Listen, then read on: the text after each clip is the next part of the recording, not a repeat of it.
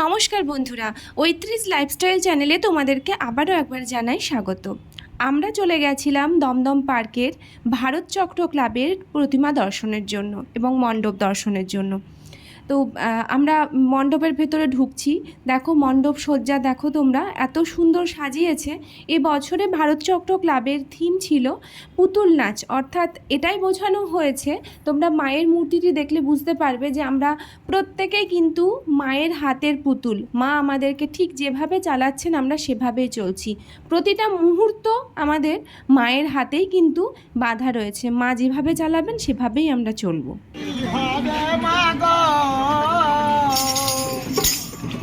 সোনার বাংলা ফিরে যদি আসি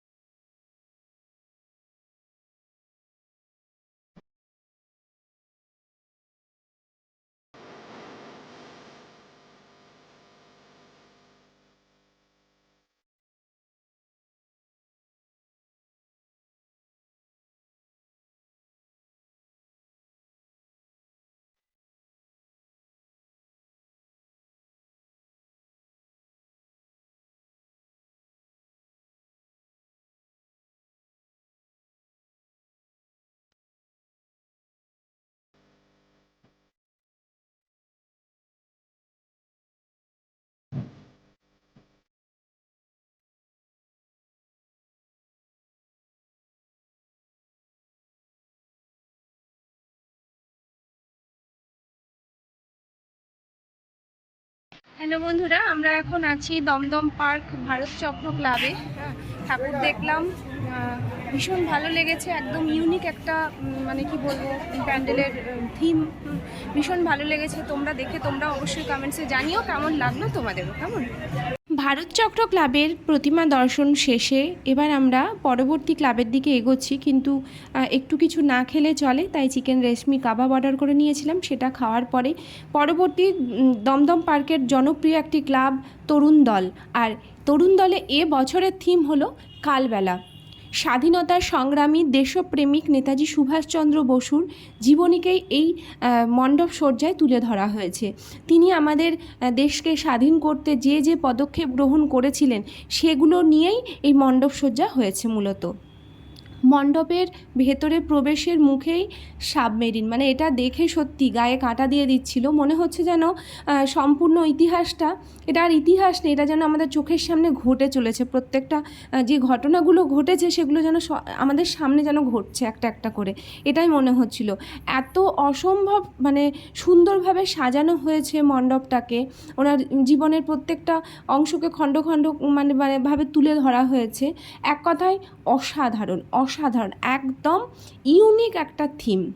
আমার ভীষণ ভালো লেগেছে। মানে এই রকম থিম দেখার জন্য সত্যি মানে কি বলবো, মানুষের ভিড় তো হবেই বলো।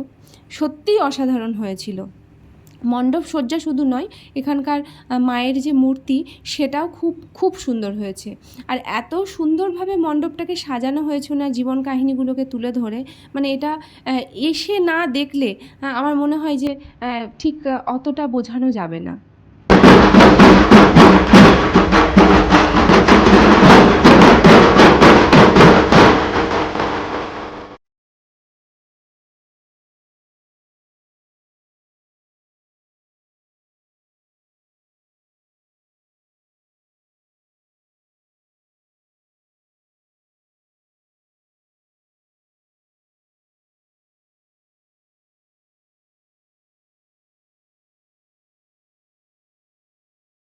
দমদম পার্কের এই দুটি ঠাকুর দর্শন করার পরে আর ইচ্ছে করছে না অন্য কোনো মণ্ডপে যাই, মানে এত ভালো লাগলো এই দুটো মণ্ডপে এসে। তো এবার আমি ঘরে ফিরছি। বন্ধুরা, তোমরা চ্যানেলটিকে সাবস্ক্রাইব করে সঙ্গে থেকো। কলকাতার আরও দুটো জনপ্রিয় পুজো নিয়ে খুব তাড়াতাড়ি হাজির হব।